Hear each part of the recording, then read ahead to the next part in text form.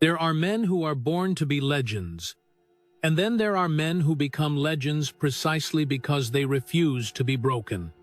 Jason Momoa is one of those rare souls. The world knows him as Aquaman, the king of the seas, who commands armies and conquers oceans.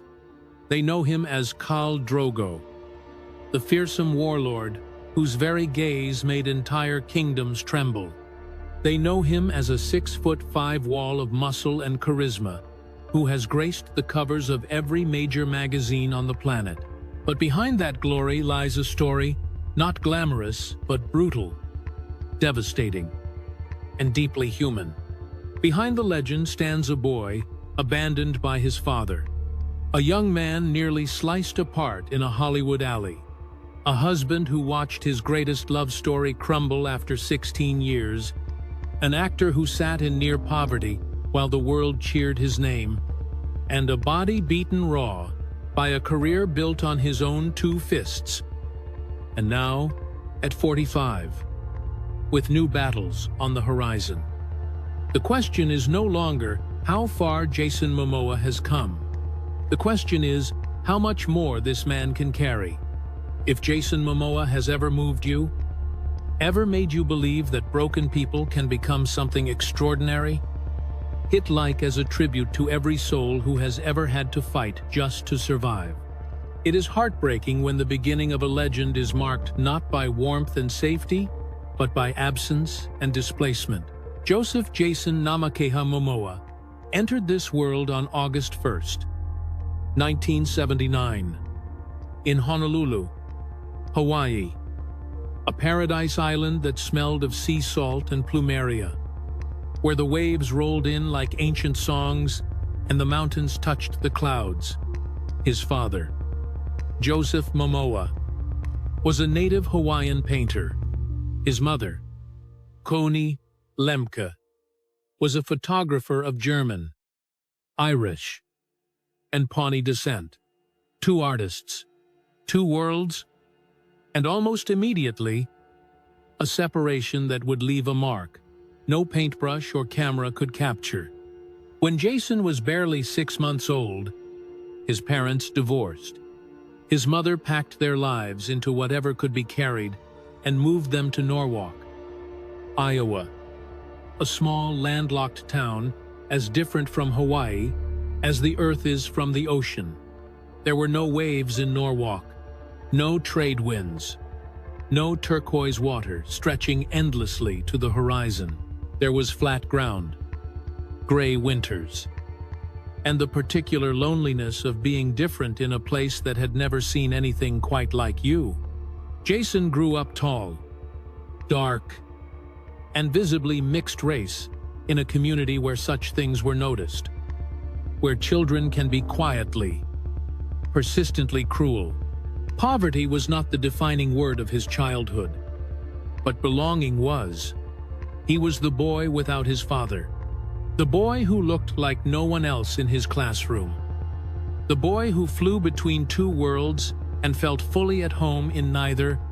His mother worked hard. She carried the weight of raising a son alone in a quiet Midwestern town, doing her best to give him roots in a place that felt foreign to both of them.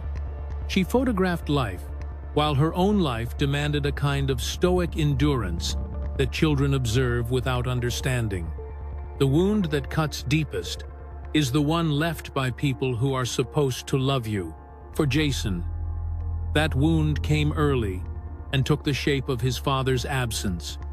Growing up without Joseph Momoa meant growing up with a ghost.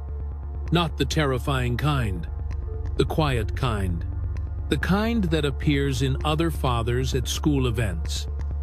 In the way some boys walked with a certain confidence that only comes from being claimed, being chosen, being seen by the man whose blood runs in your veins. He would later admit, "I always felt like I had something to prove.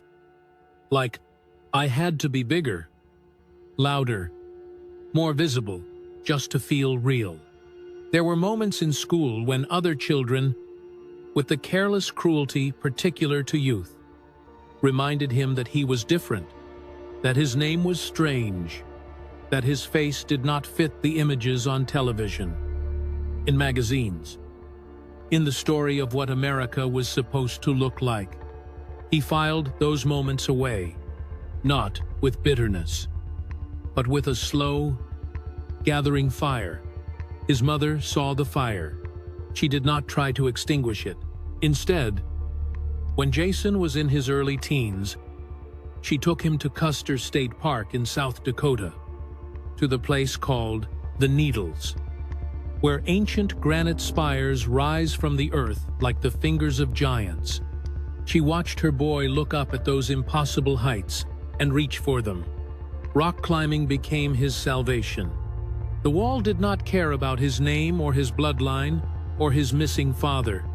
The wall only asked if he was strong enough, and he always was. Those moments of silent, vertical struggle became scripture. From that day forward, Jason Momoa would never stop climbing. It is haunting to think how wide the gap was between the dream of becoming someone and the daily reality of being no one. After high school, Jason moved back to Hawaii, reconnecting with the land of his birth and enrolling at the University of Hawaii. He needed money. He found work wherever he could. He folded shirts in a surf shop, his fingers moving mechanically through stacks of fabric, while tourists browsed and the ocean glittered outside the window. Indifferent to his ambitions, he waited tables. He hauled himself through the unglamorous machinery of survival, while the dream of something more hummed quietly in the background. Then came the moment that changes everything. A Japanese fashion designer named Takeo Kobayashi noticed a 19-year-old Jason Momoa and saw something the rest of the world had not yet recognized. He encouraged Jason to model. Within a year, Jason had won Hawaii's Model of the Year and walked the runway for Louis Vuitton. And then, impossibly, he learned that the television series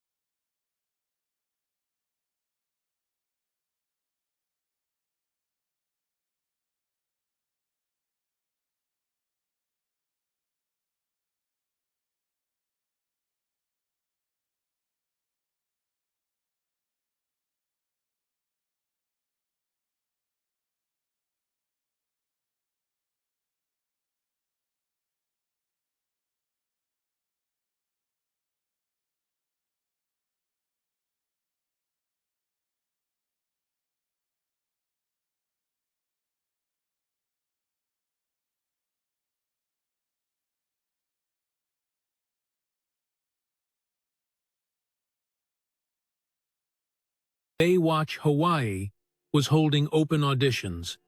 He walked in among 1,300 hopefuls. He walked out with the lead role. I was 19 and folding t-shirts in a surf shop, he would later say.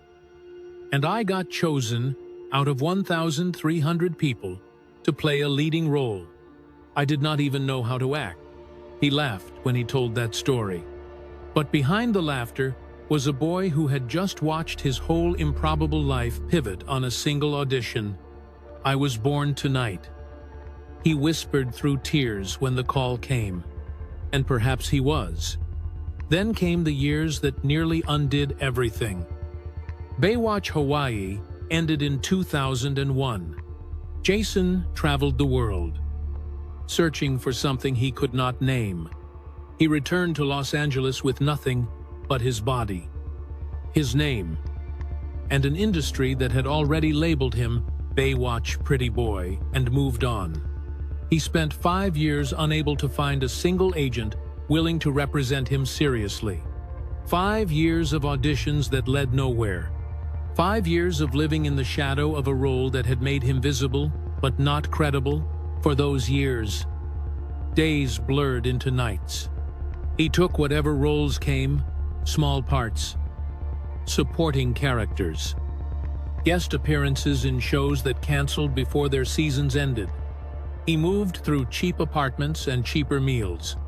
He once described the feeling of that period as wearing a costume that did not fit, of being all the wrong sizes for all the right rooms. He was close to surrendering when the call came for Stargate Atlantis in 2005. A recurring role as the warrior Ronan Dex. Not a lead, not a hero, but a lifeline. He took it with both hands. Had I missed that call, the story might have ended in silence. He confessed years later, his voice carrying the weight of a man who knew exactly how close the edge had been. By 2011, the world finally began to see what Jason Momoa had always known was inside him. He was cast as Khal Drogo in Game of Thrones, the savage, majestic Dothraki warlord who rode across the steppes of Essos like a force of nature to win the role. He performed the haka, the traditional war dance of the Maori people, in front of the casting directors. The room went silent. Then it erupted. The same casting director was looking for someone to play Conan the Barbarian. 4 weeks after being cast as Khal Drogo, Jason was in Bulgaria, filming Conan. 2 iconic warrior roles in a single month. The world that had once turned its back on him was now scrambling to keep up. Then came the role that would define a generation. Arthur Curry, Aquaman, the King of Atlantis. The Aquaman film, released in 2018, earned over $1.1 billion at the global box office, making it the highest-grossing DC film in history at that time. Jason Momoa, the boy who folded shirts in a surf shop, was now the face of a billion-dollar franchise. Yet, the price was steep. His body staggered under the demands of a career built on physical punishment. His mind teetered under pressures the public rarely sees. And life, which had been generous, was preparing to remind him that generosity always comes with a cost. It is often said that violence leaves no permanent mark on a man of strength. But for Jason Momoa, one night in November of 2008 left a mark so visible that it became part of his identity. He was at a bar in Hollywood called Bird's Cafe when another man attacked him without warning, slashing a broken beer glass across his face. The cut was devastating. He required 140 stitches. He underwent reconstructive surgery on his face. The man who attacked him, Dominic Bundo, was eventually convicted and sentenced to 5 years in prison. Jason did not speak publicly about the attack for a long time. He carried it quietly. He thought, perhaps, that the scar would end his career before it truly began. That no one would want to see a face marked by violence on their screens. He was wrong. The scar across his left eyebrow became something else entirely. Some people carry pain like a badge. He would later say, I carry it quietly, and it became my face. He thought that scar was the final blow, but life had not finished with him. Then, the news that Hollywood could not quite believe. After Game of Thrones ended his character's arc at the conclusion of its first season, Jason found himself in free fall. Khal Drogo died too early. The phone stopped ringing. The auditions dried up. He was once again the man the industry had forgotten. But this time it was worse. Because now, there were children, his daughter Lola and his son Nakoa Wolf. Both born during his years with Lisa Bonet, needed to be fed and cared for and given a life. And Jason Momoa, the man the world called a warrior, was quietly drowning in debt. He has spoken about those years with a rawness that is almost uncomfortable to witness. "My family was surrounded by debt," he admitted. "I had 2 little kids and a woman I loved, and I was trying to hold everything together with nothing in my hands. It was as if grief had a blueprint, returning to etch the same wounds each time he thought he had healed. The wandering years of his youth had returned in a new form, not poverty of food or shelter, but poverty of opportunity, of visibility, of hope. He built a plan as relentless as hunger itself. He pursued every audition. He said yes to every project that would have him. He directed his own film, Road to Paloma, in 2014, pouring his frustration and his passion into a story he co-wrote and controlled himself. He refused to disappear. The turning point came in 2014, when he was cast as Aquaman. Had I not made that film myself, had I not kept pushing when everything said, stop, none of what came after would have existed, he said. That role saved not just my career, it saved my family. Then came the loss that no Oscar, no box office record, no billion-dollar franchise could cushion. In January of 2022, Jason Momoa and Lisa Bonet announced their separation after 16 years together and 5 years of marriage. The news hit the internet like a wave hitting stone. Lisa Bonet had been Jason's dream long before she was his reality. He has spoken openly about falling in love with her image on television when he was just 8 years old. She was already a star when he was a child in Iowa, staring at a screen and feeling something that he could not yet name. When they finally came together as adults, it felt to the world like destiny fulfilled. They had 2 children. They had years of shared life. They were, to everyone who watched them, proof that the fairy tale could be real. With Lisa, he found not glamour or convenience, but something he had been searching for since that landlocked Iowa childhood, a sense of being fully seen. She did not need him to be Aquaman or Khal Drogo. She knew the man underneath the armor. He did not move for a long time when it ended. The man who had faced bar attacks and studio rejections and the slow suffocation of debt simply stood there, hollowed out by the particular grief of losing a love that had felt like home. Some things break you in ways that leave no visible scar, he said quietly to a reporter who asked how he was doing. And yet, the children were still there, Lola and Nakoa Wolf. The reasons he had fought through all of it.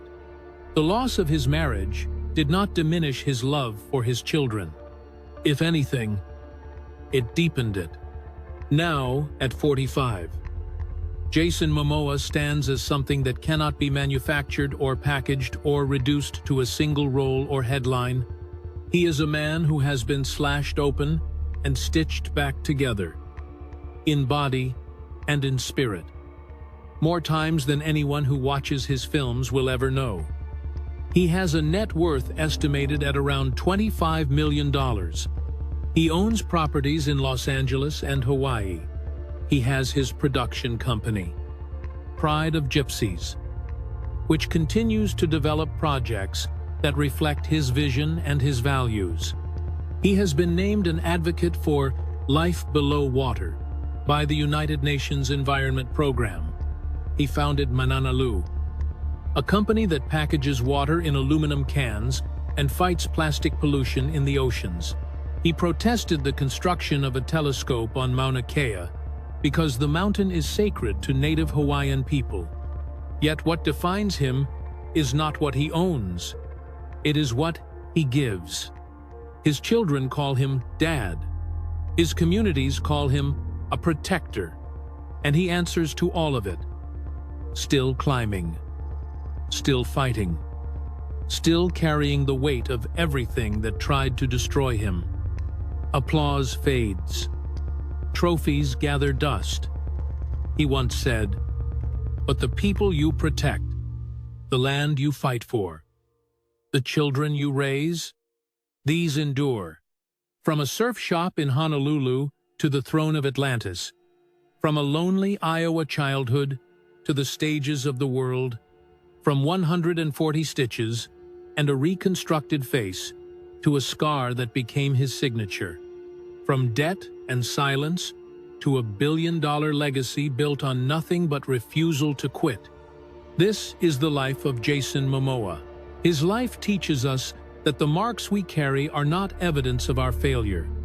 They are evidence that we survived, that we stood up, that we kept climbing, even when the walls seemed to have no top.